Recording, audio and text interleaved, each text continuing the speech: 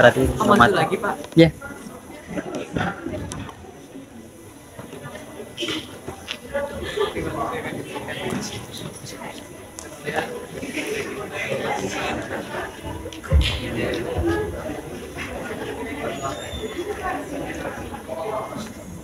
Oke, tepuk tangan dulu dong untuk para narasumber kita.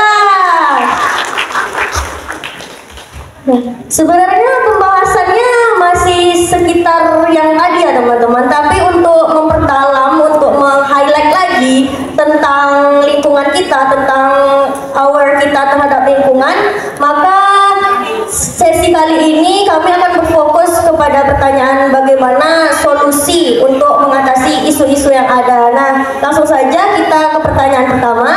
Silakan Nisa. Jadi aku mau tanya nih pertama ke Bang Alvin.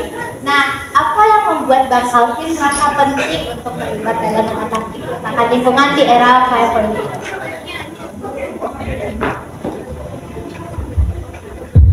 Cek.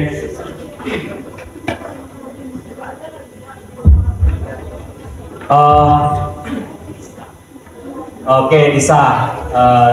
Dah. Tadi pemantiknya apa yang membuat kita itu penting untuk bergiat untuk penyelamatan lingkungan ya, penyelamatan lingkungan untuk generasi kita dan generasi yang akan generasi masa depan. Jadi gini, beberapa kawan-kawan pernah berbicara seperti ini. Quotes ini entah mereka dapat dari mana saya nggak tahu. Tapi bumi itu bukanlah apa yang dititipkan oleh nenek moyang kita kepada kita. Tapi bumi adalah sesuatu yang kita pinjam dari anak cucu kita. Jadi kita menyelamatkan bumi, menyelamatkan lingkungan, memberikan keadilan terhadap lingkungan, itu sama saja kita menyelamatkan generasi kita ke depannya.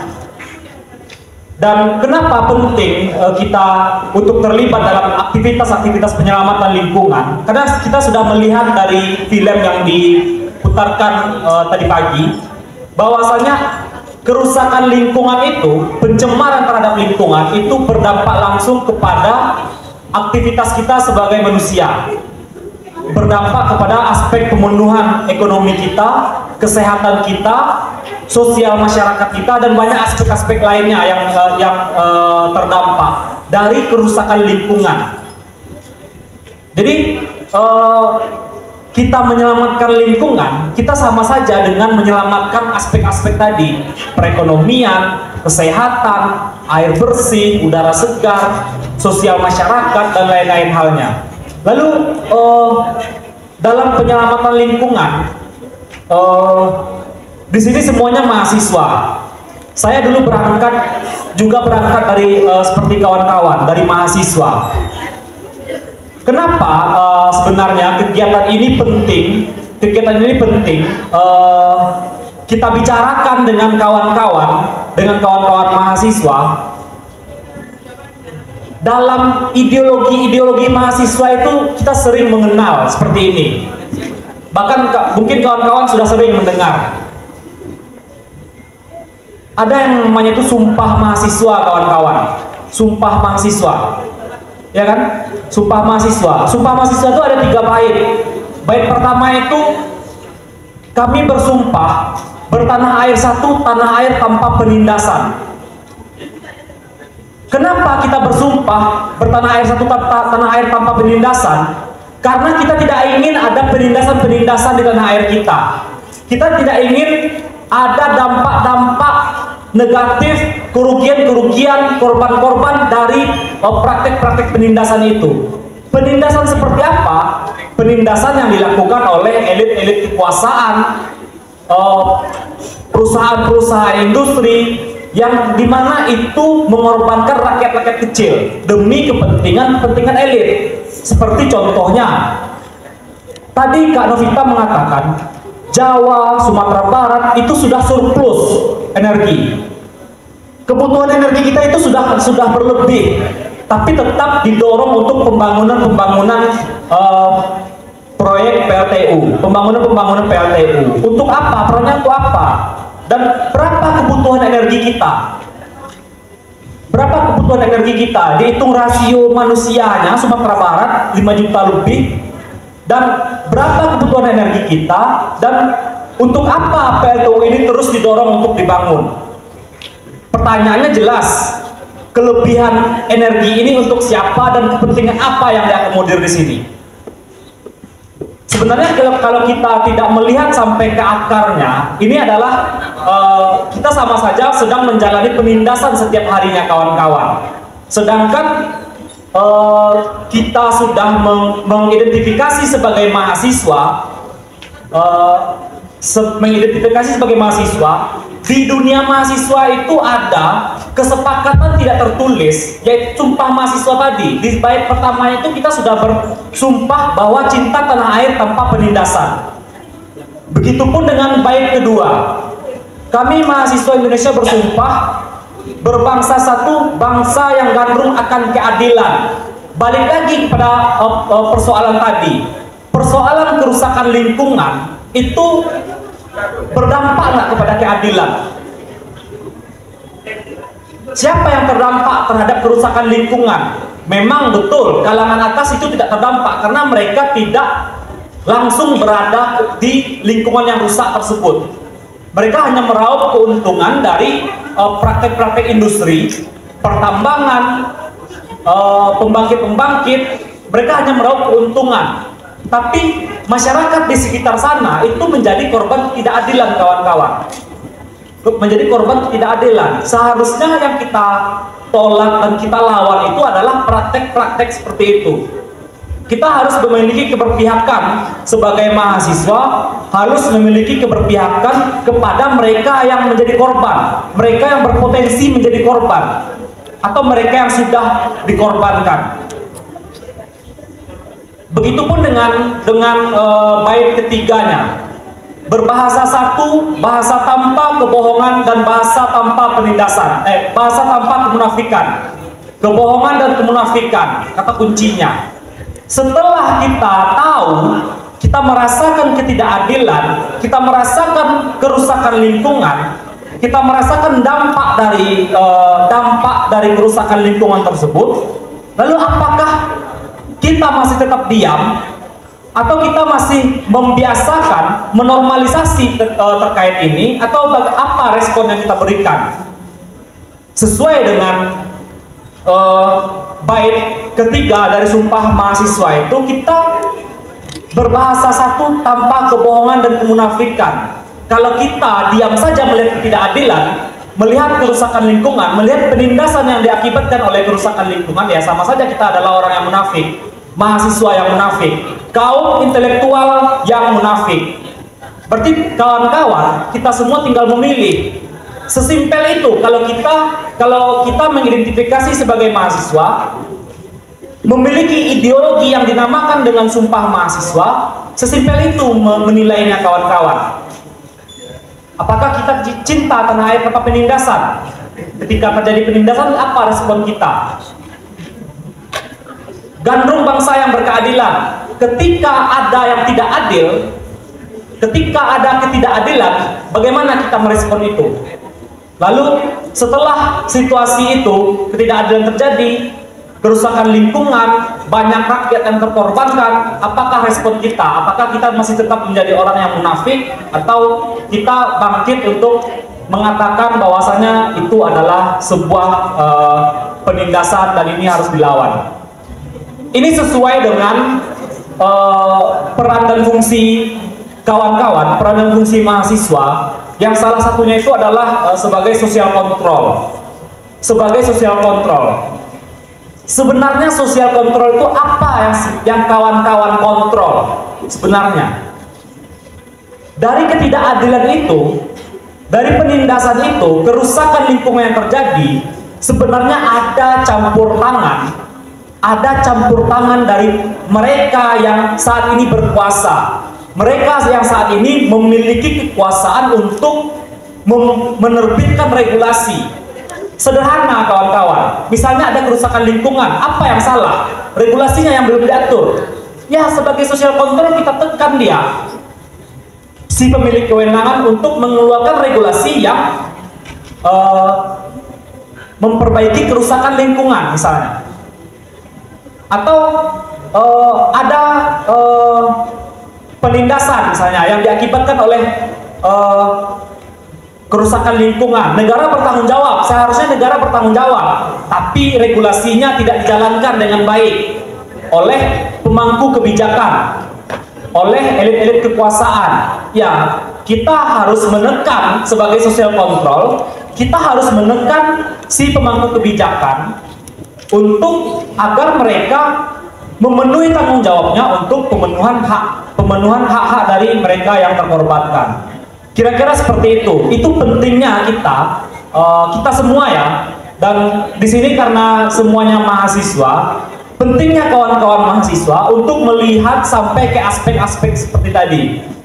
Kawan-kawan tidak boleh melihat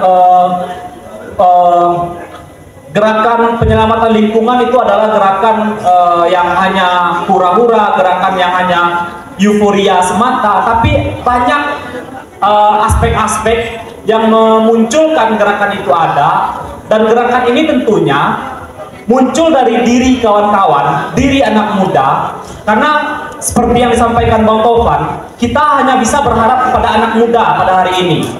Tidak bisa lagi kita berharap kepada mereka yang sudah tua, mereka yang saat ini sedang duduk di elit kekuasaan, karena produk-produk yang mereka hasilkan semuanya adalah produk-produk penindasan, kawan-kawan.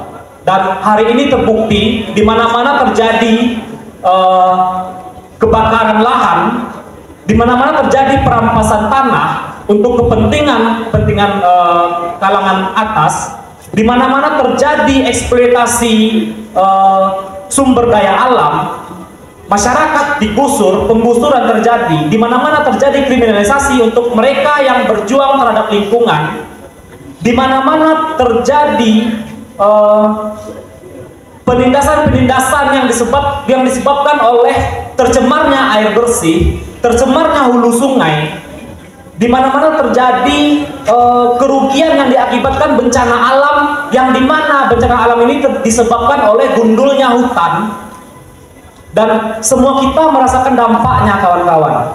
Semua kita merasakan dampak dari itu semua adalah terhambatnya kemajuan-kemajuan yang mungkin kawan-kawan impikan pada hari ini.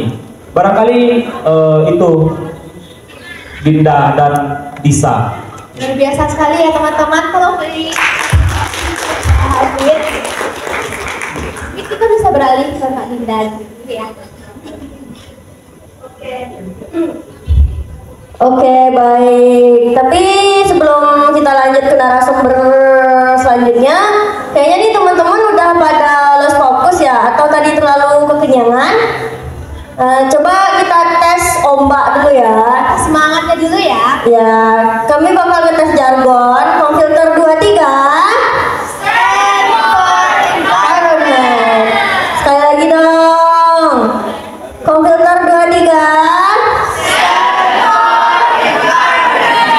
Nah, mohon perhatiannya kepada teman-teman semua, karena ini adalah sesi talk show terakhir kita. Nah, langsung saja kita lanjut ke narasumber berikutnya, yaitu kepada Kak Navita Indri. Nah, begitu banyak nilai yang bisa diambil dari dalam film dokumenter yang kita tonton tadi. Nah, tentu fokusnya yaitu tentang kerusakan lingkungan ya Kak. Tapi apa nilai yang benar-benar Kakak harapkan yang dapat diambil daripada penonton film ini, khususnya bagi generasi Z? Yes, nilai paling penting adalah gimana kemenangan ini bisa. Yang paling penting adalah nilai-nilai baik, praktek-praktek baik, cerita-cerita baik, itu yang pengen kita telurkan ke kawan-kawan semua. Tentu ada banyak sekali nilai-nilai dalam cerita ini. Pertama dari keteguhan dan ketabahan masyarakat di sana, karena mereka merasakan dampak di sana. Kemudian juga bagaimana semangat dari tadi, kalau teman-teman perhatikan ada namanya Karbon. Jadi itu kayak semacam koalisi anak muda Besikan Cirebon.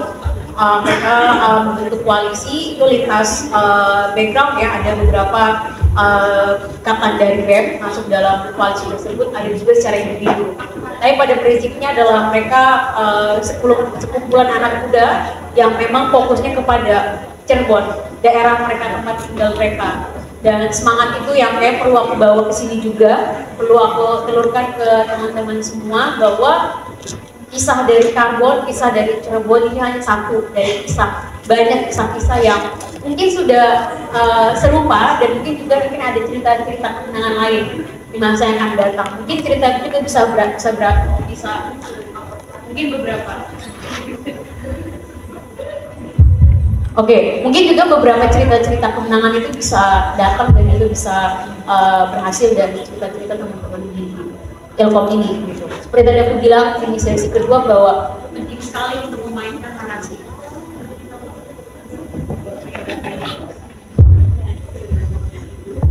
Ya, kalau kita bicara apa yang bisa Gen Z lakukan di era maju ini, ada banyak hal. Dan aku nggak bisa memberikan jawaban pasti karena itu sangat berdinamika. Kita akan terus berproses menyesuaikan diri dengan arus globalisasi, kemudian juga dengan urbanisasi dan berbagai macam teknologi yang kita miliki. Dan kemampuan itu, privilege yang kita punya itu harusnya kita bisa benar-benar maksimalkan untuk hal-hal yang memang membawa dampak tidak hanya buat pribadi tapi juga buat lingkungan dan komunitas kita. Kita perlu benar-benar memanfaatkan dan memaksimalkan itu. Dan tapi terlepas dari itu semua, satu yang pengen aku sampaikan bahwa keterlibatan teman-teman sangat penting, khususnya terkait dengan permainan narasi. Permainan narasi itu gak cuma sekedar permainan kata, menyusun kata mana kata yang paling menarik, yang bisa menggugah perasaan emosi, tidak cuma sekedar itu. Tapi bagaimana pesannya, kata kuncinya pesannya bisa tersampaikan. Dan aku berharap mungkin dari cerita yang dokumenter tadi pagi itu bisa tersampaikan dengan baik dengan kawan-kawan, walaupun dari kami pun merasa bahwa ini sangat kurang gitu, ini sangat kurang. Dan kami berharap ke depan cerita-cerita ini bisa kami sampaikan ke kawan-kawan dan kawan-kawan juga menyampaikan kembali dengan cara-cara kreatif yang teman-teman miliki, misalnya lewat sosial media atau merekreat kembali beberapa cuplikan-cuplikan itu sangat terbuka sekali. Dan kami Trendnesia sangat menyambut ketika misalnya ada potensi-potensi rekreat kreatif dari teman-teman seperti itu semua. Jadi teman-teman juga bisa mention Trendnesia untuk kita bisa bantu amplifikasi cerita-cerita dari teman-teman. Dan mungkin kalau misalnya teman-teman juga punya cerita tersendiri, bagaimana kalian berpartisipasi, ambil bagian dalam menjaga lingkungan, please lakukan itu dan sebarkan, karena cerita-cerita itu akan banyak menginspirasi banyak orang, dan tentu dengan caranya kalian masing-masing dan dengan cara masing-masing kita melakukan hal-hal kebaikan khususnya untuk menjaga lingkungan. Aku yakin dan percaya bahwa kita semua punya ide kreativitas yang sangat luar biasa. Dan satu hal lagi yang sebenarnya mungkin karena aku tinggal di Jakarta, jadi aku merasa agak kurang mendengar cerita dari yang di luar Jawa atau yang di luar Jabodetabek. Aku nggak tahu, mungkin karena ekonya berputar di sekitar itu aja, aku agak kesulitan untuk mendengar cerita-cerita yang di luar dari Jabodetabek. Tapi perlu banget mendengar cerita kawan-kawan digaungkan lebih besar lagi. Sumatera, di Jawa, wilayah lainnya, Kalimantan, Sulawesi, Maluku, Papua. Itu penting banget karena Jakarta, Jawa ya sebagai pusat pemerintahan, pusat ekonomi ya semua akan terpusat di situ. Pusat masalah juga di situ. Hingga akhirnya hiruk pikuk suara teman-teman di daerah lain sulit untuk terdengar karena saking banyak yang masalah. Tapi please jangan berhenti untuk tetap menyuarakan hal-hal kebaikan itu. Ya colek aja Trendnesia, LBH dan segala macam, di-mention aja gitu. Karena cerita-cerita itu sangat penting. Dan kami juga butuh cerita-cerita dari teman-teman gitu. Seperti cerita yang di Karbon, di Cirebon. Mungkin juga teman-teman punya cerita secara personal yang bisa menggugah, dikemas menjadi suatu hal yang menarik dan deliver dan juga disebarluaskan. Itu menjadi hal yang penting. Tapi balik lagi di era digital ini, di era kemajuan ini, ada banyak peluang yang bisa kita lakukan dan salah satu power yang kita miliki adalah anak-anak muda. Aku Aku yakin dan percaya teman-teman yang stay sampai sore hari ini dengan berbagai macam kerjaan dan kegiatan masing-masing, teman-teman masih stay di ruangan ini. Aku yakin dan percaya bahwa teman-teman adalah bagian generasi perubahan.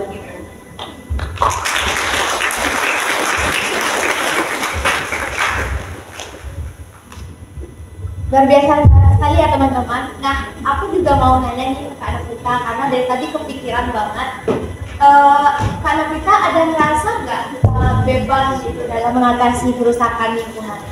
Kalau iya, apa rasanya yang perlu kita lakukan untuk mengatasi kerusakan lingkungan?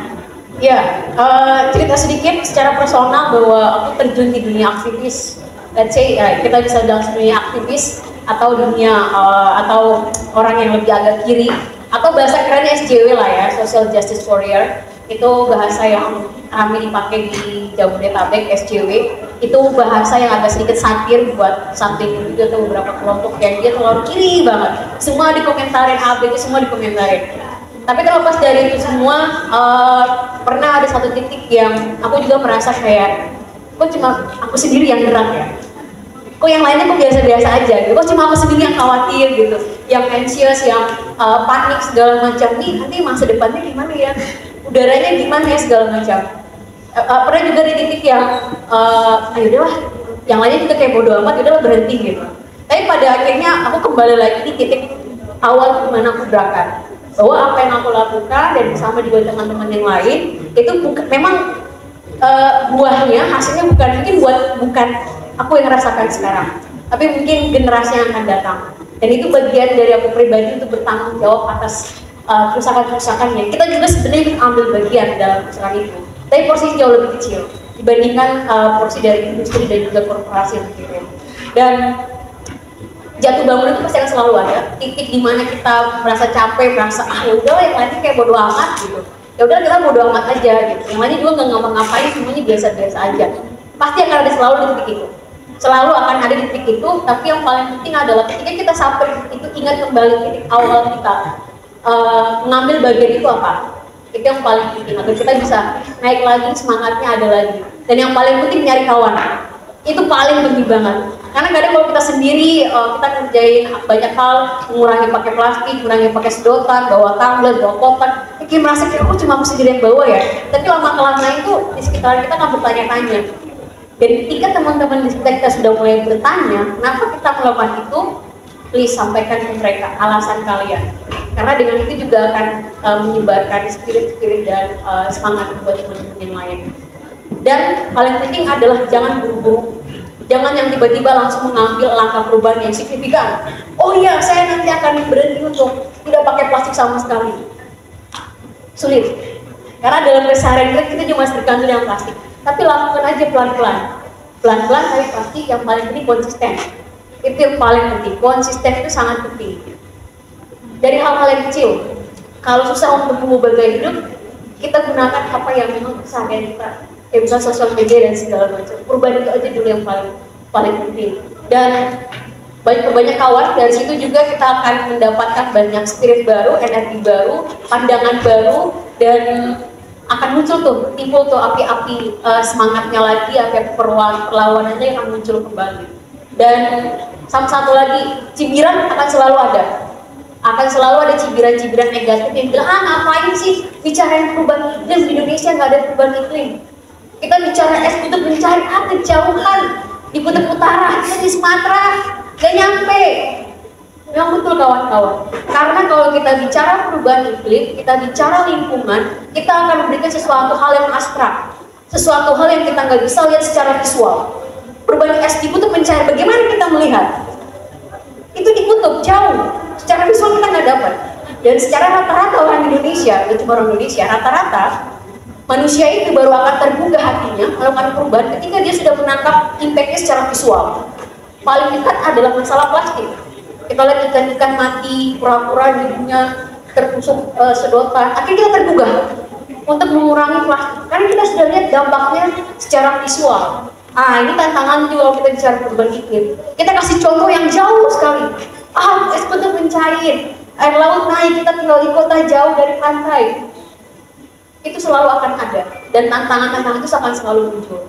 Tapi balik lagi, ketika teman-teman ada di titik yang teman-teman merasa capek, merasa sendiri, putus asa, ingat kembali titik awal kita berangkat. Kedua, perbanyak kawan, perbanyak jaringan, situ nanti akan membuka semangat baru, menumbuhkan harapan baru bahwa oh, kita nggak sendiri. Akan membuka lagi spektrum pandangan yang jauh lebih luas. Yang paling poin terakhir adalah cibiran itu selalu ada, tapi anggap aja itu angin lalu. Akan selalu ada cibiran, kita akan selalu dikritik, ah kamu terlalu cute banget, semua dikomentarin, masalah lingkungan dikomentarin, boleh dikomentarin, banyak hal. Dan ya beberapa kawan-kawan aktivis LBH dan lain pasti akan, dan seringlah kita mendapat cibiran-cibiran kayak gitu. Bahkan ada satu cerita yang menurutku agak sedikit agak, tapi bukan buat teman-teman takut ya. Tapi ada satu cerita bahwa serangan buzzer itu benar kawan-kawan.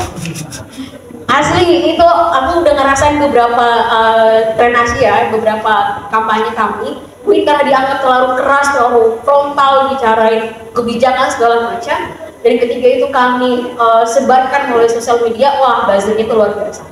Dan yang diserang bukan lembaga tapi personal. Dan itu juga perlu juga teman-teman untuk menjaga digital security, itu penting. Akun-akun sosial media mungkin ada yang punya alternatif account 2-3 nggak apa-apa, tapi pastikan bahwa keamanan digital kawan-kawan. Yang punya pacar yang sharing password please batasi itu bisa menjadi celah untuk diserang secara digital. Tapi tenang aja bahwa kalian nggak sendiri, ada kawan-kawan LBH yang akan membantu advokasi kalau misalnya ketika hal itu terjadi, ataupun juga hal-hal yang lainnya. Tapi balik lagi bahwa itu perlu menjadi perhatian kita bersama.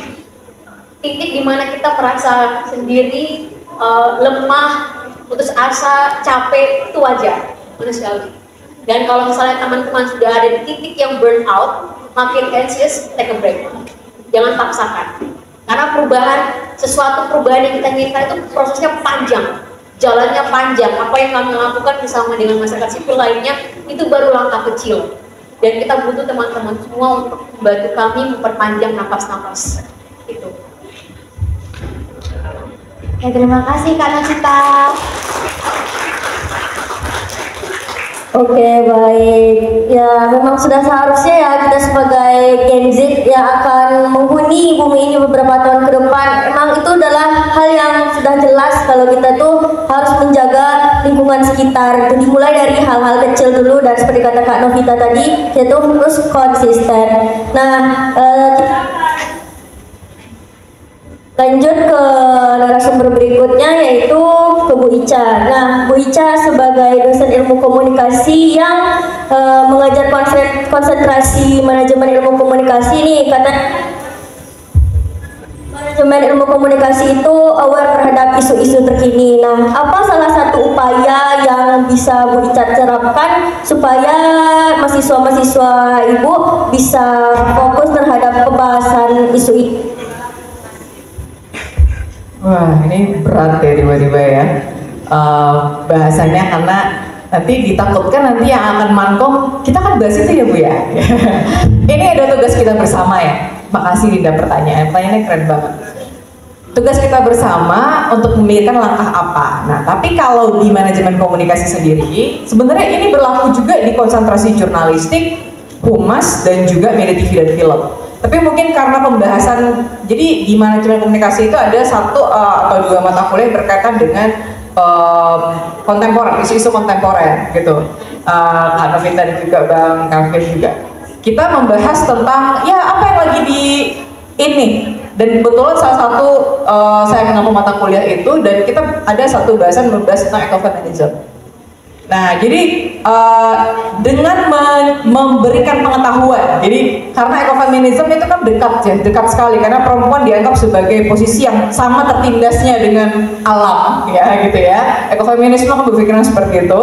Nah, itu adalah salah satu kajian di bagian isu-isu kontemporer. Tapi kita berpikir salah satunya mengkaitkan dengan, karena kita ada sistem matrilineal, ini karena kita juga Bang Taufik juga, kita mengkaitkan itu. Jadi mungkin untuk topik-topik diskusi, kita sudah memperkenalkan itu kepada teman-teman mahasiswa. Itu untuk topik diskusi kita ya biasanya ya. Nah, tapi untuk yang langsung terjun ke lapangan, Kita reguler setiap tahun itu ada melakukan pengabdian kepada masyarakat. Nah, dan kebetulan untuk tahun ini kami akan pengabdian ke Sungai Pinang. Kita mau lihat Yayasan Cenari, lihat terumbu karang dan seterusnya ya. Sekaligus ya, saya tahu betul di sana juga ya, dekat situ ya. Iya, kalau kita ke Painan kita lewat situ ya berarti ya Bang ya. Nah, di sana sebenarnya mengenalkan isu-isu yang dalam artian ini mungkin bukan ranah komunikasi. Nah, kita nggak bisa bilang seperti itu. Karena semua bahasan yang nanti akan muncul di media sosial itu adalah bahasanya teman-teman ilmu komunikasi. Salah satunya tentang campaign, tentang kampanye lingkungan, apapun bentuknya. Ya, jadi kita akan mulai dari departemen sendiri dengan mengkhususkan teman-teman untuk terlibat dalam kegiatan-kegiatan seperti kegiatan kampanye lingkungan, terlibat dalam diskusi-diskusi ilmiah yang berkaitan dengan itu, terutama karena kebetulan kami membahas tentang isu kontemporer dan ecofeminism, salah satu bahasan tentang itu, dan yang paling penting terbuka untuk setiap bentuk penelitian. Nah, ini juga relate juga, Pak Topan juga di media TV dan film ya, tapi kemarin di jurnalistik kita ada pemutaran film dokumenter juga ya Pak ya. Dan mungkin nanti teman-teman yang jurnalistik dan humas bisa mengarahkan campaign atau mungkin skrip atau misalnya naskah yang akan teman-teman bikinkan ke film, untuk media TV film juga, salah satu topiknya berkaitan dengan lingkungan. It's like a big challenge for you. Ya, jadi teman-teman bisa mulai dengan hal-hal yang teman-teman sukai, misalnya kita membahas tentang isu lingkungannya dulu, filmnya yang relate dengan itu, terus abis itu pengabdian yang akan kita kerjakan, atau nanti mungkin skripsinya mau bahas tentang isu lingkungan, it would be nice ya teman-teman. Semua open dengan kemungkinan itu, karena apa? Kalau nggak kita yang mikirkan siapa lagi? Ya, topik kita, diskusi kita hari ini memang bahas itu. Apa yang akan kamu perbuat, Gen Z? Pertanyaan saya ke teman-teman yang ini, siap nggak untuk itu? Siap nggak? Benar. Siap nggak? Ari sendiri aja tuh suaranya tuh beneran. Siap nggak? Oke, saya tantang ya, beneran ya. Kita mulai mungkin dengan kegiatan bersih pantai dulu, mungkin gitu ya. Ditunggu nih anak 2000, teman-teman angkatan 2003 ya, 2023 ya Pak Tovan ya. Siapa tahu mulai dengan karena Pantai Padang kita sama-sama tahu lah ya Bang Tovan ketawa langsung. Kita sama-sama tahu. Mungkin dimulai dari hal-hal kecil dulu ya, atau secara individu mungkin teman-teman seperti penggunaan tumbler ya, tidak mengurangi jajanan berbasis sampah plastik dan seterusnya. Jadi apa yang teman-teman ketahui, jadi nggak mesti harus yang kan misalnya Kak Novita bahas berat banget ya bahasannya ya gitu. Kalau teman-teman merasa itu berat, mulai dari hal yang sederhana dulu yang teman-teman pahami. Nah, jadi itu akan mudah nanti ketika teman-teman mau regulasi idenya, nanti bikinkan narasinya di media sosial, teman-teman udah paham duluan. Jadi kita nggak bikin narasi-narasi yang itu kerjaan Kak Novita lah nanti ya, atau teman-teman selesai S1 nanti mau gabung dengan Kak Novita nih boleh banget gitu ya, atau gabung dengan Bang Calvin boleh banget. Sekarang atau Bang Haji nih tadi nih ya, dari Walhi kita juga ya, dari Walhi juga boleh gabung di situ. Tapi satu hal yang harus teman-teman ingat adalah mulailah sesuai dengan kemampuan teman-teman, mulai dari hal yang kecil ya. Kita tantang nih, ready ya? Oke, terima kasih, saya kembalikan ke Dinda.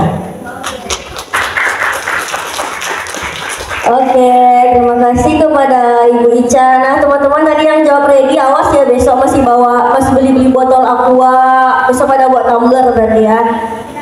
Oke, pertanyaan selanjutnya akan dilanjutkan oleh Disa. Pertanyaan aku bakal aku ajuin ke Pak Lampar. Nah Bapak, sebagai dosen logika, apakah menurut Bapak orang yang tidak sadar akan lingkungan tersebut termasuk ke dalam kesalahan berpikir atau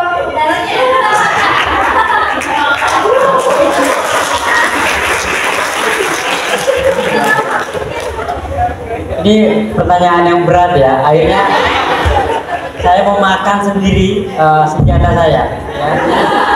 Jadi saya ngajar logika Novi, Google Meet, Unsa, ya. Jadi salah satu topik logika penutup dalam kajian logika adalah polisi ya. kesalahan berpikir. Nah, logika sendiri kan artinya harus bisa lurus dalam berpikir. Ya. Manusia dibedakan dari makhluk yang lain pada modus berpikirnya. Jadi kalau Anda berpikir, berarti itu menandakan Anda manusia. Kalau Anda nggak berpikir, itu Anda sama dengan makhluk yang lain. Nah, binatang yang lain ya. Nah, karena kita adalah jenisnya adalah animal ya. Nah, cuma pembedanya adalah berpikir. Nah, jadi teman-teman, nah ketika kita tidak memiliki kesadaran lingkungan, apakah ini adalah kesalahan berpikir atau ini adalah bentuk dari lemahnya kesadaran? Jadi ada pertanyaan yang sebenarnya mirip-mirip aja, satu ya. Yang kedua ada pertanyaan yang menjebak. Ya, pertanyaannya udah salah, sehingga menjawabnya pasti salah juga. Nah, kira-kira gitu. Misalnya, bisakah Tuhan mengangkat benda yang lebih besar dari Dia? Misalnya ya, itu pertanyaan udah salah dari awal. Jadi, apakah dimungkinkan ada sebuah realitas yang lebih besar dari Tuhan? Nah, berarti dia bukan Tuhan dong, misalnya ya. Nah, termasuk tadi kesadaran. Saya pikir ini pertanyaan yang relatif sama ya. Orang yang nggak punya kesadaran lingkungan, berarti kesadarannya kurang, ya pasti. Juga sekaligus kesalahan berpikir, karena dia nggak menggunakan pikirannya untuk melihat bahwa manusia itu dituntut untuk menjaga lingkungan. Nah, kira-kira gitu. Jadi manusia itu wajib ya, dalam bahasa agama wajib bukunya menjaga lingkungan. Kenapa? Gini. Jadi kalau kalian baca bukunya Bishop Capra ya, Bishop Capra menulis banyak buku. Salah satunya adalah Titik Balik Peradaban. Yang kedua Jaring-Jaring Kehidupan. Nah, Bishop Capra ini adalah murid dari Thomas Kuhn ya. Kalau kalian baca tentang kajian paradigma ilmu pengetahuan ya, bahwa ilmu pengetahuan itu bergerak dari paradigma pertama, ada krisis, ada anomali ya, kemudian ada lahir paradigma kedua ya. Nah, pasca abad pertengahan orang semua percaya sama gereja, dan pikiran itu disimpan di lemari ya. Pikiran disimpan di lemari. Pikiran nggak boleh digunakan sangat banyak ya, semua harus tunduk kepada kitab suci yang udah instan ya. Nah, tapi setelah saintis ya, ilmuwan seperti Galileo Galilei, Copernicus, Newton, René Descartes ya muncul, itulah yang kemudian mengubah watak cara berpikir manusia dari berpikir yang sifatnya mistis ke saintis, ilmuwan. Nah, thinking like a scientist. Artinya apa? Berpikir berdasarkan data, fakta. Nah, ini disebut sebagai perubahan paradigma. Paradigma positivistik, ya, paradigma objektivisme. Inilah dosa pertama. Ya, sains itu memang membawa perubahan besar pada cara berpikir, tapi juga membawa sebuah dilema besar.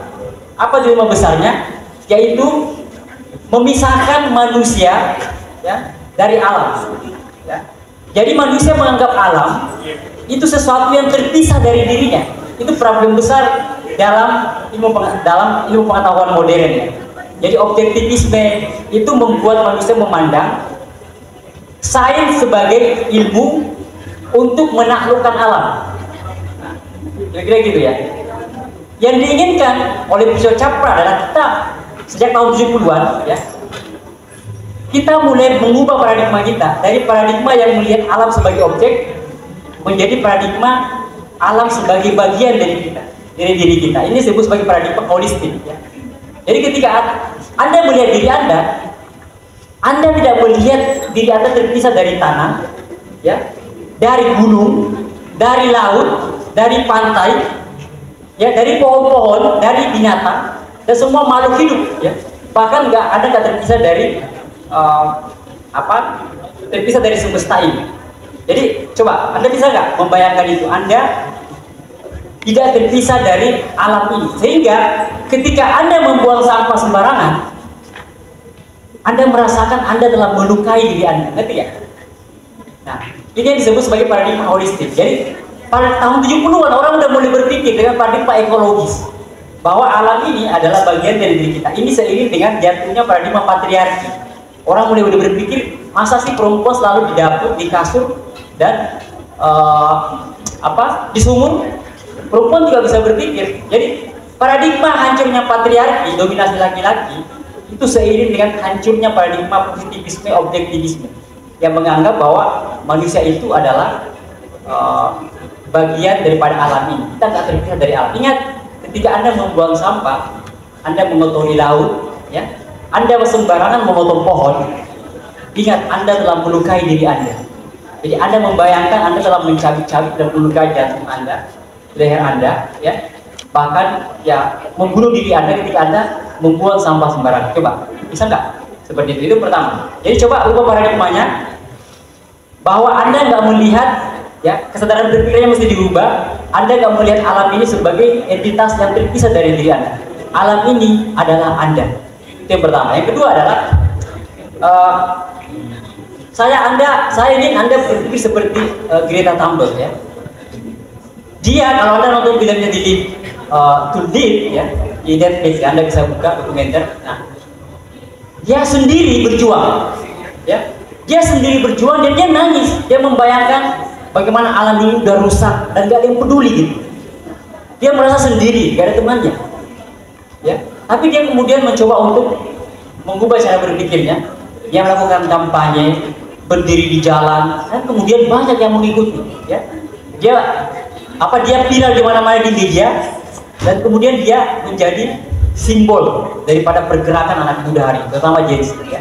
Dia diundang di lembaga UN untuk bicara tentang lingkungan, ya, tentang perubahan iklim. Ingat, salah satu isi dalam SDGs, ya, isu dalam Sustainable Development Goals, ya, adalah isu tentang lingkungan. Jadi negara-negara yang tidak memperhatikan lingkungan itu dianggap negara-negara kampungan, negara-negara yang nggak bisa beradaptasi dengan kepentingan masa depan generasi kita, ya.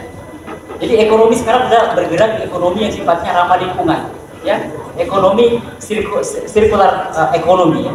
Jadi daur ulang, ya, ya kira-kira upaya-upaya untuk mengurangi emisi karbon, ya, mengurangi emisi karbon. Jadi coba bergerak seperti Greta Thunberg, mengubah mindset Anda, mulai dari diri Anda dulu sendiri, ya. Jangan membuang sampah. Kalau di Jepang, ya, orang dididik dari sejak 0 tahun untuk memisah-misahkan sampah organik dan sampah non organik, ya. Yang plastik disimpan di plastik, yang bisa hancur disimpan di tong sampah yang bisa hancur. Jangan dipisah. Dan juga tentu saja kita harus membuat sistem. Ini adalah problem yang lain. Ini problem kebijakan, bagaimana membuat sistem. Tapi kita harus mulai dari diri sendiri. Bagaimana memilah-milah sampah, ya, oke? Jangan membuang sampah sembarangan, oke? Kemudian berkomunikasi sesama orang-orang yang punya ketertarikan untuk menjaga lingkungan, ya. Anda lakukan kampanye, coba bersihkan Pantai Padang, menarik banget isunya itu, ya. Coba bersihkan Unan ini sampahnya minta ampun banyak. Coba bikin kampanye, bikin demonstrasi di rektorat, Pak, kami mohon Unan ini jangan dijadikan jangan sampahnya dipasang seperti iklan, ya, di gedung F, ya. Itu sampahnya membusuk minta ampun, ya. Coba bikin sebuah gerakan-gerakan dari rumah tangga Anda, dari rumah Anda, dari Unan, bagaimana menjaga lingkungan sekitar Anda.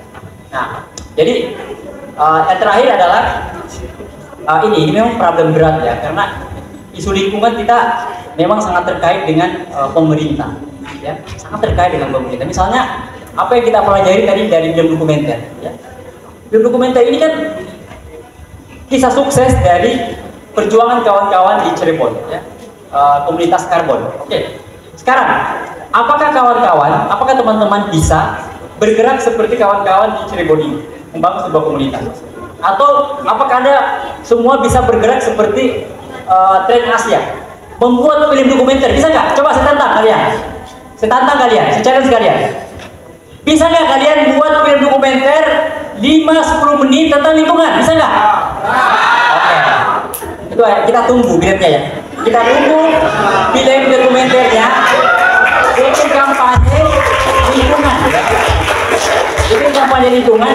Apalagi sekarang ya.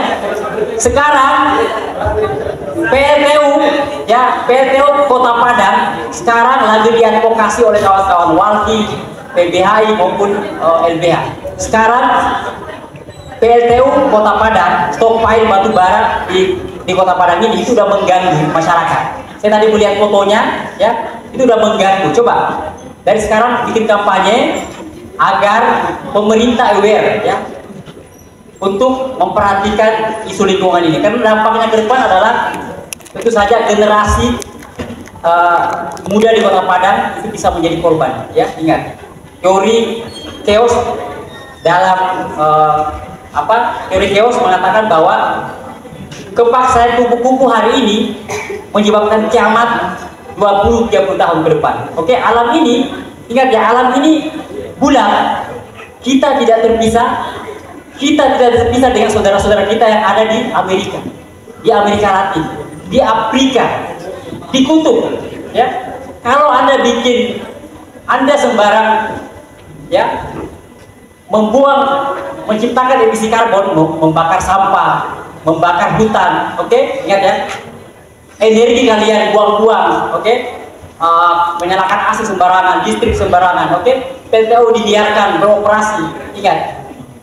Ini mungkin terjadi di Padang, tapi karena ini bumi ini satu, ya, menciptakan gasnya akan terperangkap dalam alam ini, bumi menjadi panas. Karena panas, maka es yang ada di kutub akan mencair. Ketika es di kutub mencair, apa yang terjadi? Permukaan laut naik, ya, kemudian akan menyebabkan banjir dan sebagainya. Akan menyebabkan berbalik. Setelah hujan tinggi, aku akan lama kemarau dan sebagainya. Jadi teman-teman, sekali lagi, bumi ini satu bulat, kita nggak terpisah dengan saudara kita yang ada di Medan, di Afrika, di Amerika Latin. Jangan pernah merusak alam. Mari kita dorong lingkungan dengan dorong gerakan lingkungan.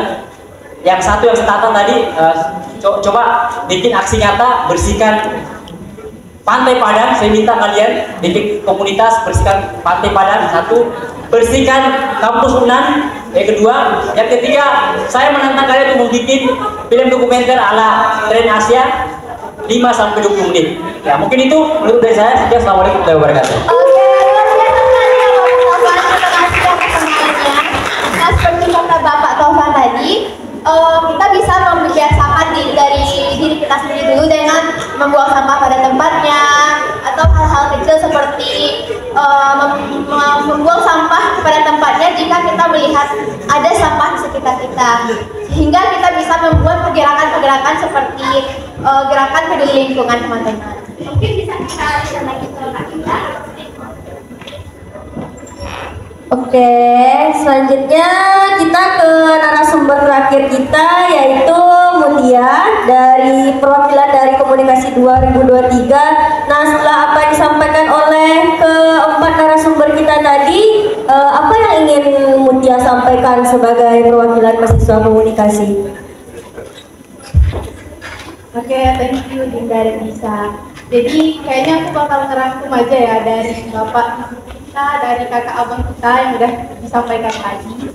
Nah, sesuai apa kata Novita tadi bilang, kita memulai perubahan dari apa yang sesuai kapasitas kita. Kita nggak bisa memulai sesuatu tiba-tiba. Jadi harus bertahap gitu. Nah, sebagai mahasiswa ilmu komunikasi tentunya cara kita ya dengan cara mengkomunikasikan isu tersebut. Kalau misalkan sekarang kita membahas tentang kerusakan lingkungan, kita sebagai mahasiswa ilmu komunikasi tentunya kita harus bisa mengkomunikasikan apa yang sedang terjadi di sekitar kita. Banyak sekali kita sebagai Gen milenial ya, Gen Z, udah banyak sekali media untuk menyampaikan pendapat-pendapat kita mengenai isu-isu lingkungan sekarang.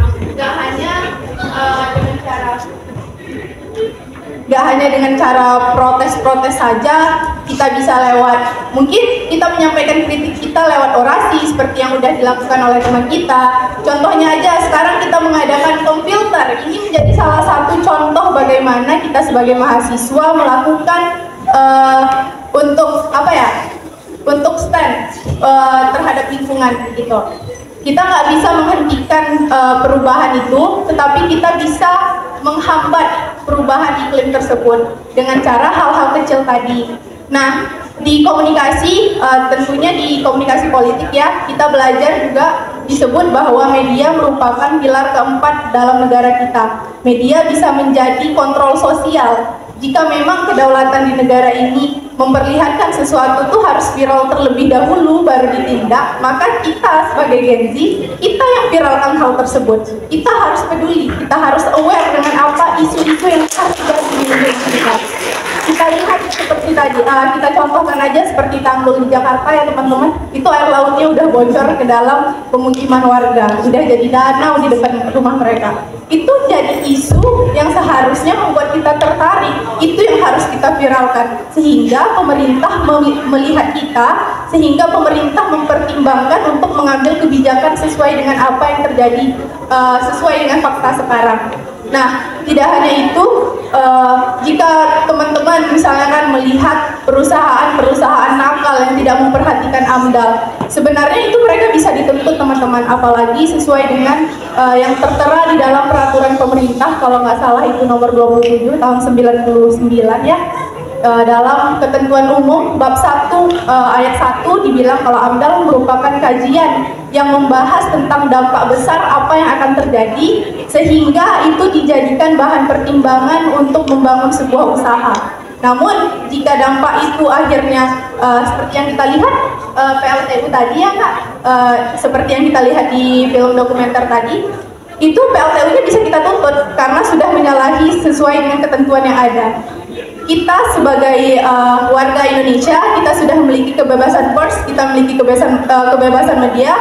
Kita bukan bangsa terjajah lagi, kita bisa menyuarakan hak-hak dan pendapat kita. Jika itu memang tidak adil, mari kita suarakan bersama, dimulai dari hal terkecil.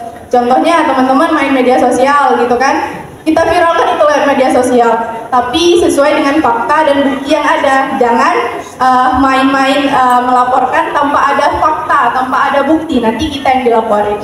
Oke, mungkin itu aja. Terima kasih. Oke, luar biasa. Nah, sekarang barusan kita sudah mendengar dari 5 narasumber kita. Nah, untuk mengakhiri sesi ini, aku mau ada menerima Pertanyaan atau kritik dari teman-teman semua. Baik. Ada dari Bang Sukma ya, dari jurusan Antropologi angkatan 2021.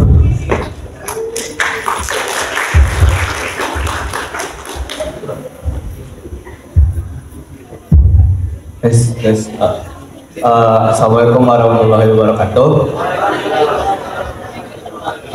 Saya izin berbicara sambil duduk. Terima kasih mungkin untuk anak ilmu komunikasi 23 yang sudah memberikan acara yang begitu luar biasa dengan tema perlawanan Gen Z dalam mengatasi kerusakan lingkungan di era 5.0. Terima kasih juga kepada pemateri yang luar biasa, ada anak Ilkom 23 itu Mutia, ada Bu Ica, Bang Calvin, dan juga Kak Navita, juga Bang Topan. Ya, izin Anda memberi pendapat. Baik, di sini kalau saya berbicara tentang kerusakan lingkungan mungkin agak panjang ya, karena saya sudah banyaklah menggeluti. Kalau dibilang banyak nggak sebanyak pengalaman abang-abang dan kakak-kakak yang di depan, tapi adalah gitu. Mulai dari isu lingkungan tentang tambang, tentang perkebunan, PT sawit, sampai terakhir di Sulawesi dengan Walhi Makassar itu membahas tentang pertambangan juga. Kemudian di sini membahas PLTU. Namun ada satu yang saya rasa itu resah mengenai aktivis-aktivis ketika kita menjadi lingkungan, aktivis dalam lingkungan gitu. Kalau dari saya pribadi, mohon maaf kalau kita berbicara seperti solusi-solusi yang ditawarkan tadi ya, untuk mengatasi climate change, kerusakan lingkungan dan perubahan iklim dengan solusi-solusi yang mulai dari hal-hal kecil itu, saya itu tidak realistis. Itu tidak akan terjadi dalam waktu dekat gitu. Karena ya kita sama-sama tahu ini hal besar global gitu. Tapi kalau kita hanya melakukan dari mulai hal kecil itu tidak salah, tapi itu tidak akan menyelesaikannya dalam waktu cepat. Itu hanya seperti yang Kak Novita bilang, setidaknya memperpanjang nafas umur perjuangan untuk lingkungan ini gitu. Nah, kalau dari pendapat saya tentang mengapa kerusakan lingkungan ini sangat sulit kita hadapi gitu. Karena berbicara kerusakan lingkungan secara global itu sangat complicated sekali gitu. Ini adalah efek dari industrialisasi, yang mana kalau dari bahan bacaan saya itu The Religion of Java by Clifford Geertz mengatakan bahwa setidaknya masyarakat Indonesia mengapa bisa terjun pada industrialisasi saat ini dan kesalahan-kesalahan mekanisme itu karena gagalnya Green Revolution sama trickle down effect, dimana dulu kita sebelum dijajah adalah petani yang sangat mempertimbangkan tentang alam, kemudian masuk penjajahan yang industrialisasi. Ketika kita merdeka, kita mencoba menyesuaikan. Di situ kalau secara historis dari pemahaman saya kita kesulitan menanganinya. Tapi kalau kita lihat bagaimana cara mengatasinya sekarang itu bisa dibilang complicated tadi, karena itu jaringan yang sangat luas dalam bidang industri. Pertama, yang mungkin ini berkaitan dengan film dokumenter, itu saya sangat mengapresiasi tren Asia bekerjasama dengan LBH dan WALI bisa menghentikan pembangunan PLTU yang berlebihan. Namun pertanyaannya di sini lagi kan, sampai kapan itu bisa dihentikan gitu. Sedangkan kita tahu jumlah populasi manusia di dunia ini saat ini sudah mencapai angka 8 miliar, sebentar lagi 10 miliar gitu. Nah, secara teori sosialnya, semakin besar peradaban, semakin banyak manusia, semakin banyak energi yang dibutuhkan, semakin banyak dan berkembangnya teknologinya. Nah, itu juga salah satu menjadi pelopor mengapa energi-energi itu mungkin butuh terus. Pembangkit energi itu terus dibangun.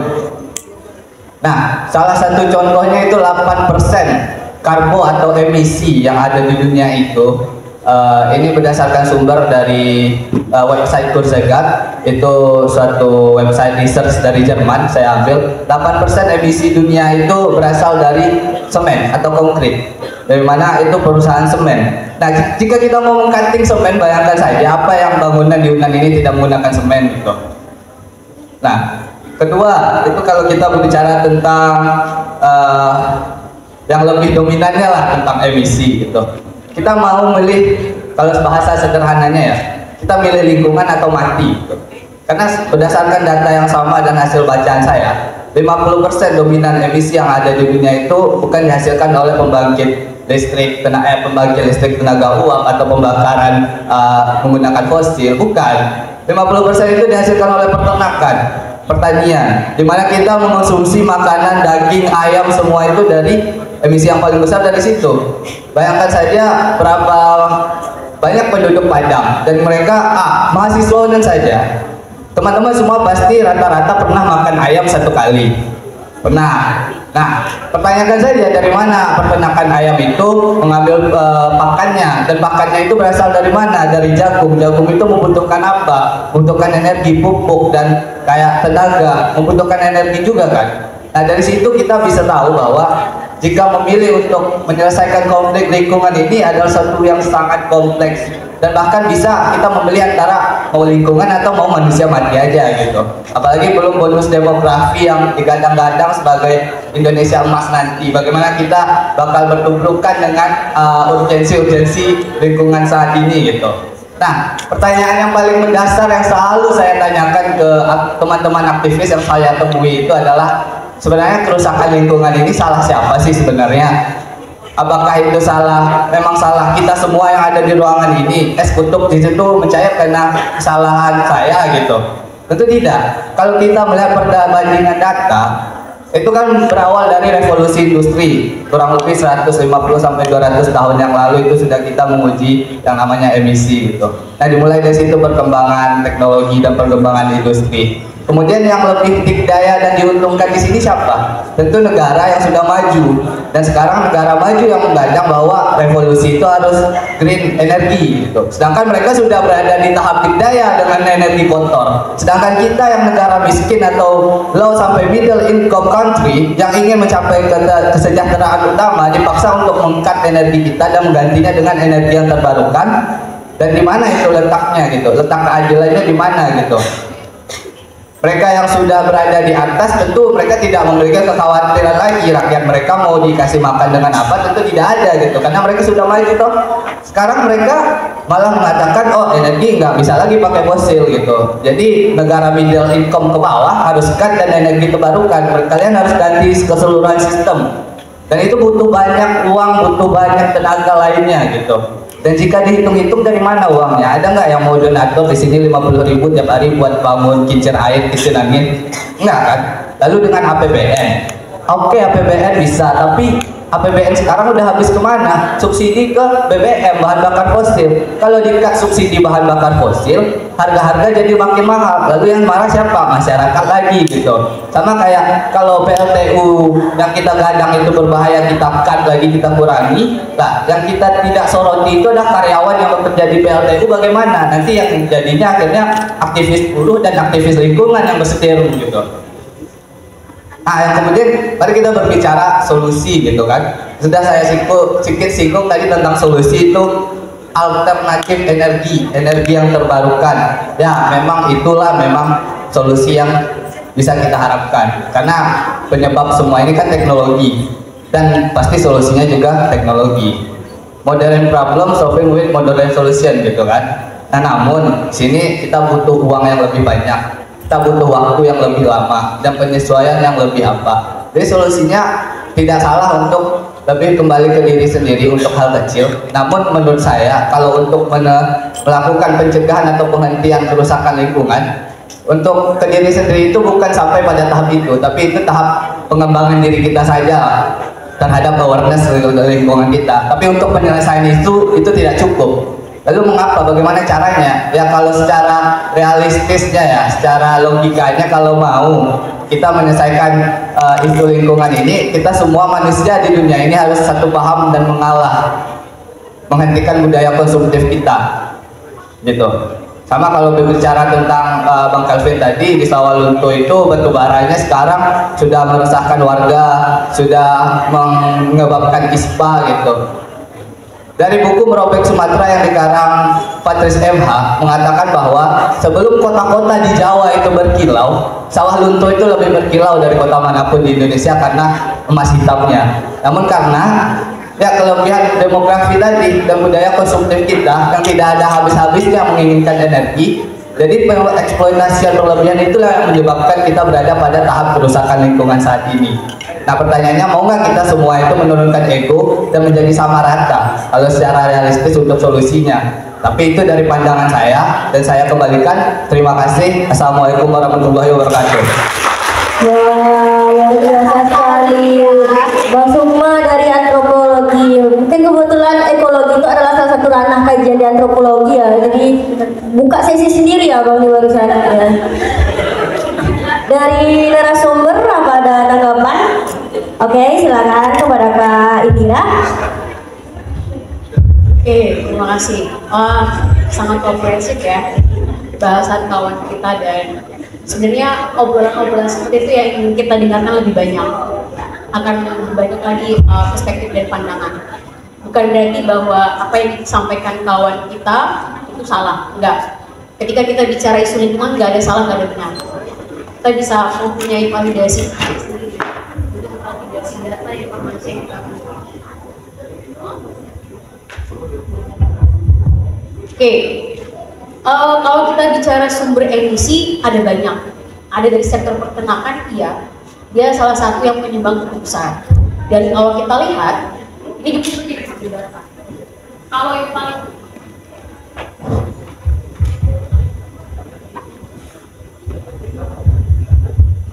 sektor peternakan. Kalau kita lihat di sektor peternakan itu yang paling besar negara penyumbangnya itu negara Amerika dan beberapa negara Eropa, karena mereka lebih banyak beternak sapi untuk kebutuhan daging dan segala macam.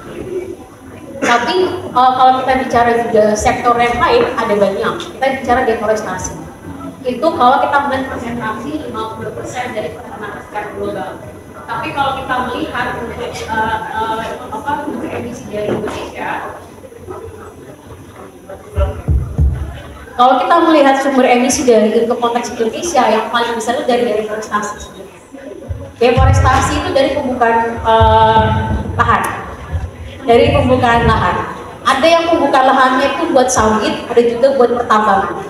Oke, jadi kita juga melihat konteks nasional. Di Indonesia ada 5 sektor penyumbang emisi. Dua-duanya. Satu dari deforestasi dan juga perubahan landscape hutan. Kedua ada energi. Energi itu terbagi lagi. Ada energi untuk kelistrikan dan juga ada energi untuk transportasi. Keduanya punya andil dan pertimbangan yang besar. Ketiga, industri. Keempat, sampah, limbah. Dan kelima dari sektor lainnya. Perkebunan. Kebunan juga ada andil dalam porsi emisi.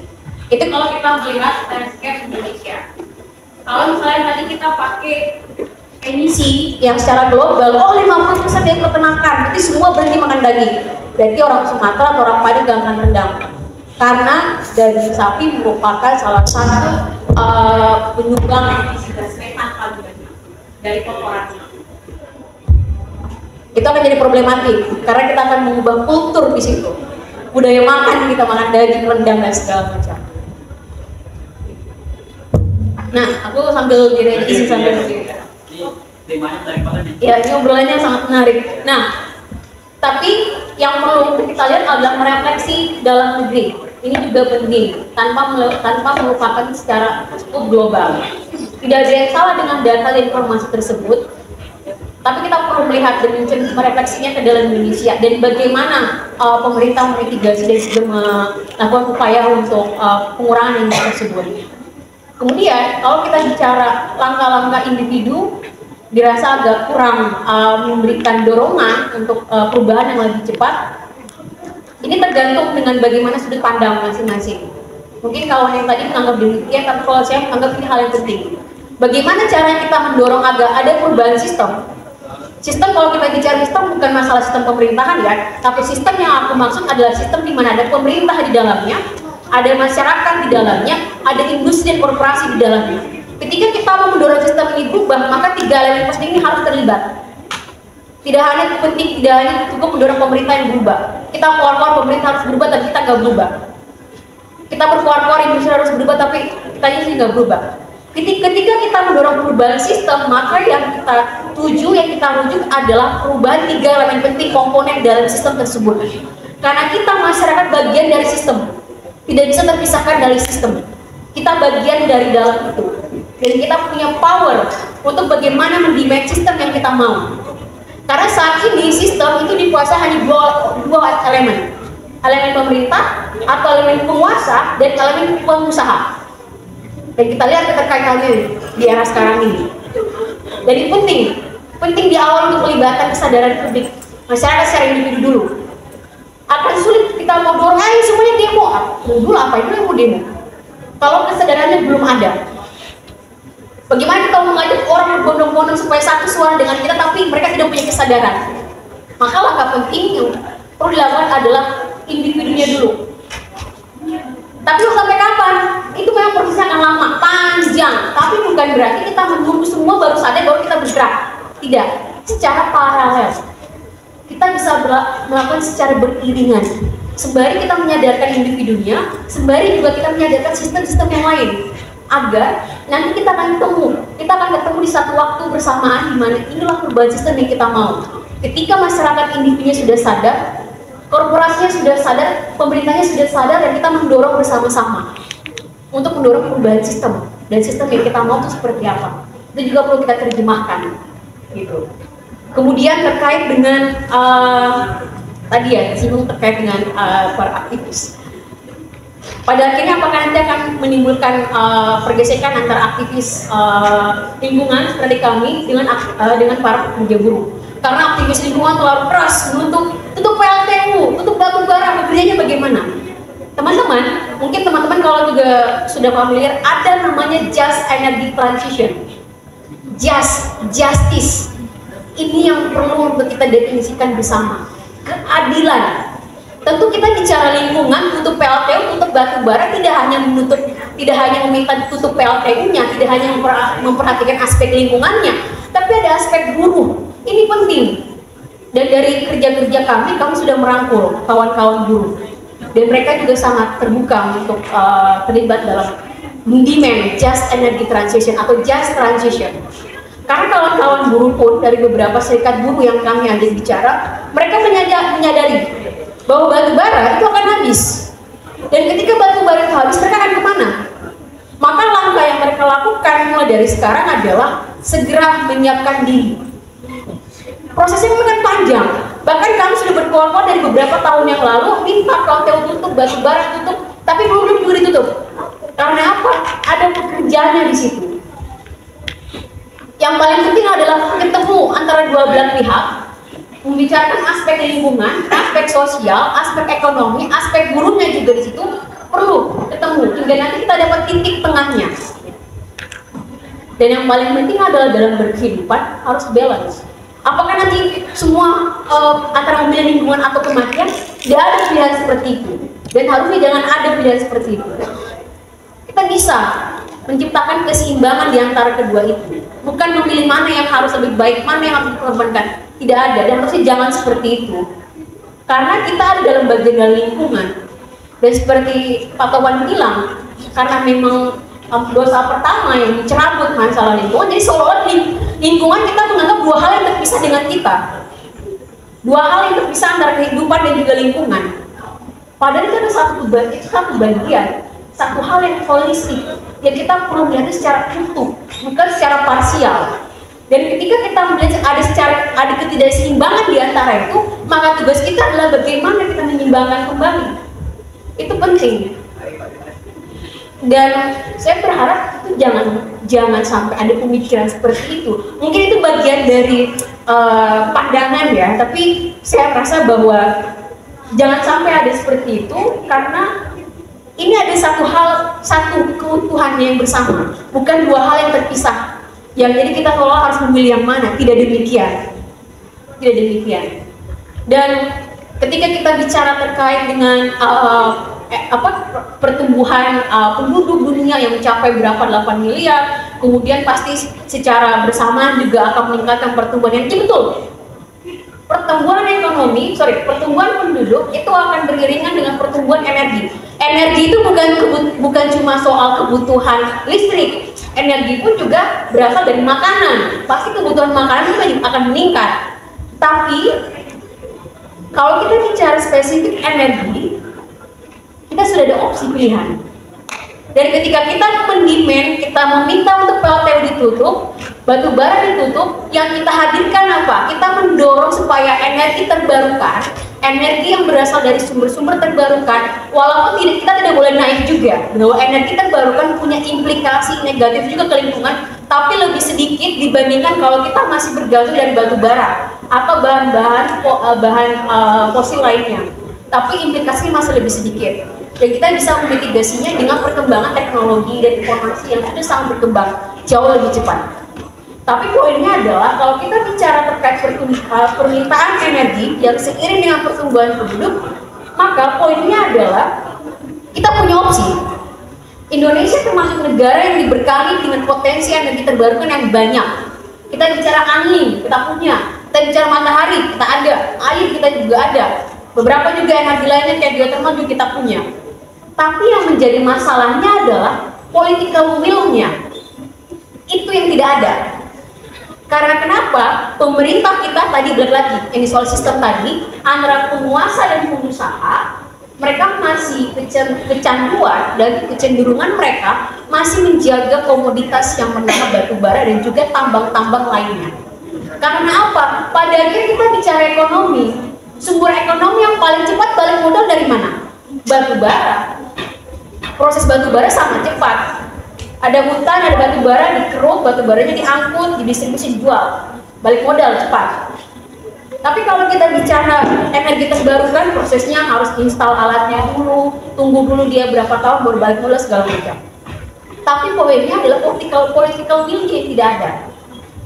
Kalau teman-teman lihat peraturan yang berkaitan dengan lingkungan, akan ada banyak sekali teman-teman temukan peraturan-peraturan baik itu ke presiden ataupun tingkat menteri itu yang memberikan kemudahan, kemulusan untuk eksploitasi sumber-sumber daya alam khususnya untuk tambang-tambang mineral. Tapi kalau kita lihat kebijakan yang memberikan dorongan, kemudahan, insentif, kemudahan fiskal, keuangan dan segala macam untuk energi terbarukan, bisa dikatakan cuma 1 atau 2 kebijakan. Karena balik lagi political will-nya yang masih rendah. Balik lagi ke poin pertama, kalau kita mau mendemand namanya perubahan sistem, tata kelola struktural ekonomi negara yang kita inginkan itu seperti apa? Tadi 3 elemen tadi itu penting. Jadi di sini cuma hanya ini aja merespon, tapi jangan sampai itu juga mematahkan pandangan masing-masing ya. Ini kita terbuka diskusi bersama dan tidak ada salah benar dan jangan menyudutkan atau mematahkan semangat yang lain. Langkah-langkah penting itu langkah-langkah kecil itu penting. Tidak ada langkah besar kalau kita nggak mulai dari langkah pertama dulu, hal-hal yang kecil dulu. Itu penting dan itu harus menjadi bagian dari setiap perubahan-perubahan yang kita inginkan. Oke, terima kasih kita ucapkan kepada Kak Indira. Bagaimana Bang Sukma? Apakah bisa diterima atau masih ada yang mengganjal? Oke, baiklah. Dari narasumber lain apakah ada tambahan? Oh, cukup ya rasanya. Bang Galvin ingin tambahkan? Oh, silakan.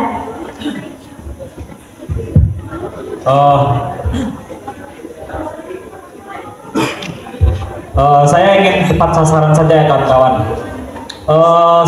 Kita percaya kejahatan yang terstruktur itu, kejahatan yang terorganisir itu memang harus diselesaikan atau dilawan dengan kekuatan rakyat yang terorganisir juga. Kekuatan rakyat yang memang memiliki kolektivitas persatuan perjuangan. Paradigma yang sama seperti yang kawan kita sampaikan tadi. Perjuangan gak akan berhasil jika saya dan Bang Taufan itu berbeda, saya dan Kak Novita itu berbeda, masih pertengkaran itu di antara kami. Perjuangan gak akan berhasil kawan-kawan. Lingkungan tidak akan bisa diselamatkan, hak asasi manusia tidak akan bisa diperjuangkan. Yang harus kita lawan itu adalah sistem yang menindas kita, sistem yang membiarkan udara itu kenapa tercemar, sistem yang membiarkan kenapa anak-anak mati di lubang tambang, sistem yang membiarkan kenapa air yang seharusnya kita bisa minum tanpa dimasak itu tercemari, sistem yang bisa membiarkan yang seharusnya kita bisa mencari ikan di tepi pantai harus jauh beberapa mil ke tengah laut. Lalu Indonesia emas apa yang kita bicarakan di saat anak-anak, 2 generasi anak-anak desa Sijantang sekitaran PLT Wobilin 76% teridentifikasi mendapat penyakit ISPA dan bronkitis. Indonesia emas apa? Tahun 2017 kelas 4 dan kelas 5 SD di Sijantang itu kita periksa 76%-nya dari mereka itu teridentifikasi mendapat penyakit ISPA dan bronkitis. Jadi kawan silakan Bung hitung 2045 itu berapa umur mereka? Mereka di usia produktif 2045. Tapi di kelas 4 SD saja mereka sudah mendapatkan penyakit ISPA dan bronkitis. Itu hanya 2 generasi yang dicek oleh Ikatan Dokter Indonesia, kawan-kawan. Jadi sebenarnya yang dilawan itu sistem yang mengatur itu, yang membiarkan itu terjadi, kawan-kawan. Dan ini perlawanan ini tidak akan mampu, tidak akan berhasil jika kita masih membicarakan pertengkaran itu masih di sifatnya horizontal, masih antara kita dan kita yang lainnya, saya dan kamu. Padahal kita sudah secara nyata merasakan, secara nyata melihat, secara nyata mendengar bahwasanya ada orang-orang yang dirugikan dari tindakan-tindakan ataupun kebijakan-kebijakan itu. Kita tepat sasaran saja. Siapa rakyat, orang-orang asli yang diuntungkan dengan proyek-proyek industri, proyek-proyek energi, ataupun industri-industri perkebunan, perusahaan-perusahaan perkebunan, atau apapun perusahaannya, tidak pernah ada orang-orang asli itu yang diuntungkan, kawan-kawan. Mereka hanya mendapatkan sebagian kecil dari kalau orang Minang itu mengatakan pombo-pombo kece, panuti-nuti muncuang. Kawan-kawan bayangkan, bukit di sebelah sana puluhan tahun yang lalu itu, ratusan tahun yang lalu itu hijau, asri. Di sebelah sana Unan, kawan-kawan lihat saja. Lalu ada perusahaan yang ingin membangun sebuah industri, merobohkan pohon dari perbukitan tersebut, menggali tanah-tanahnya, mengambil sumber dayanya, yang berdampak kepada airnya menjadi kotor, udaranya menjadi tercemar, yang dihisap setiap hari abu. Tapi setiap sekali setahun perusahaan atau pemerintah memberikan bantuan pembangunan keran air bersih, bantuan untuk cek kesehatan. Secara tidak sadar kita sudah memperpanjang nafas penindasan kita, kawan-kawan. Inilah yang disebut dengan kemiskinan struktural itu. Kemiskinan yang distruktur, yang diatur oleh orang-orang, entah itu elit kekuasaan atau orang-orang yang memiliki kepentingan berdasarkan keuntungan bagi mereka sendiri. Tidak pernah selama ini kalau berbicara energi kita, kawan-kawan, berapa banyak sumber daya kita yang dieksploitasi, kerusakan kita, kerugian kita, baik itu dari sosial masyarakat maupun sumber daya alam. Tapi kenapa kita setiap bulan bayar listrik tepat waktu, kita bayar pajak tepat waktu, tapi kenapa masih kita mendengar isu-isu bahwasanya PLN itu rugi, BUMN itu rugi, segala macamnya itu rugi? Negara kita berbicara tentang kerugian setiap harinya, berbicara tentang utang. Karena apa? Karena ada orang-orang yang mengatur sistem yang mereka buat itu hanya menguntungkan sebagian kelompok kecil orang saja. Hanya menguntungkan kelompok-kelompok kecil, kelompok-kelompok mereka saja yang diuntungkan. Mereka tidak memiliki perspektif keberpihakan kepada kita, rakyat kelas menengah ke bawah. Tidak memiliki perspektif keadilan terhadap kita. Kita ini hanya dijadikan alat eksploitasi, kawan-kawan, untuk mendukung kebijakan-kebijakan mereka. Bisa mereka gunakan untuk menjadi tameng terhadap orang-orang yang mengkritik mereka, dan ilmu pengetahuan yang kita dapatkan pada hari ini itu menjadi alat penindasan yang sebenarnya. Karena kita bisa memutarbalikkan ilmu pengetahuan itu untuk melindungi orang-orang yang kurang ajar ini, oligarki kurang ajar. Pada akhirnya angkatan kita, seperti yang teman kita sampaikan di puisi tadi, angkatan kita sudah menjadi angkatan gagap yang diperalat oleh angkatan kurang ajar di atas kita. Dan di masa depan angkatan kurang ajar mati diganti oleh elit baru, elit kurang ajar baru, yang pada hari ini itu adalah generasi kita. Dan mudah-mudahan itu tidak terjadi. Mudah-mudahan angkatan kita ini memiliki angkatan yang berperspektif kepada keadilan, menjunjung tinggi hak asasi manusia, dan tentunya angkatan kita ini mempunyai perspektif yang berkeadilan, berkelanjutan terhadap aspek-aspek lingkungan dan kelestarian lingkungan itu sendiri. Kira-kira itu, Dinda.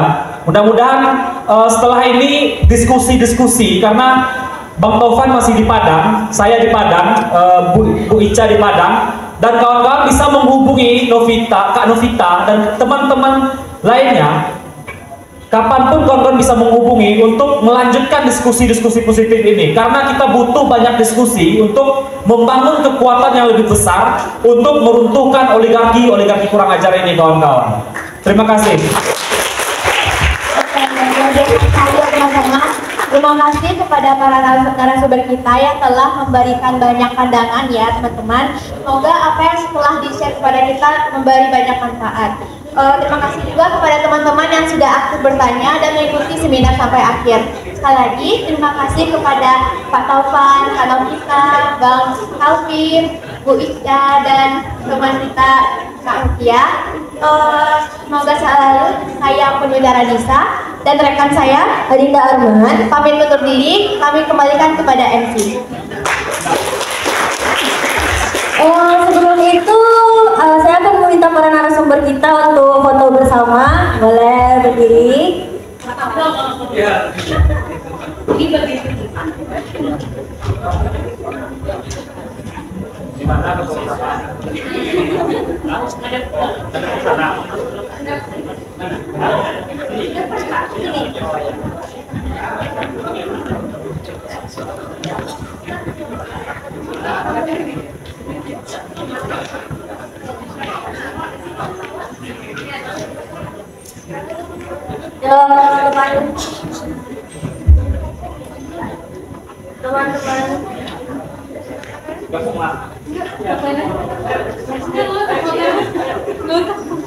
Teman-teman yang ada di kursi bisa berpose.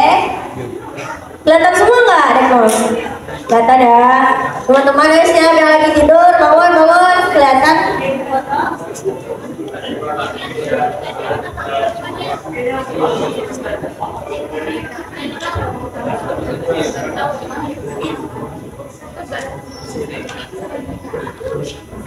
Abah-abah.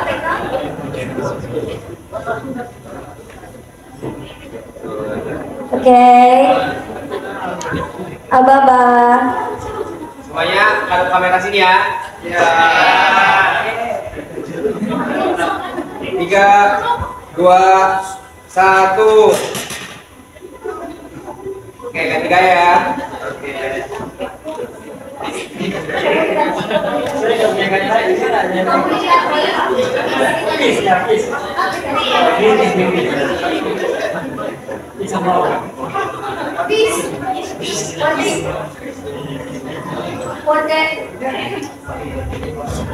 Pose peace ya teman-teman.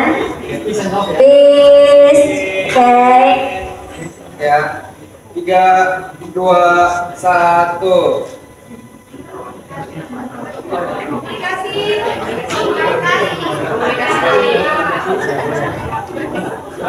Komunikasi. Ya.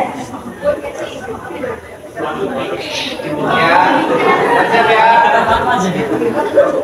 3, 2, 1. Kita lagi ya. Mulai. Oke. 1, 2, 3. Ketiga ya buat ketiga yang tadi. Ya, ini komunikasi. Ini mulai dari final. 1, 2, 3. Terima kasih semuanya.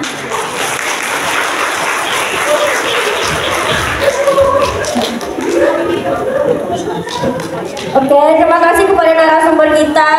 Apalagi ada narasumber kita yang sudah jauh-jauh datang dari Jakarta. Terima kasih kepada Bank Asia, kepada LBH Padang,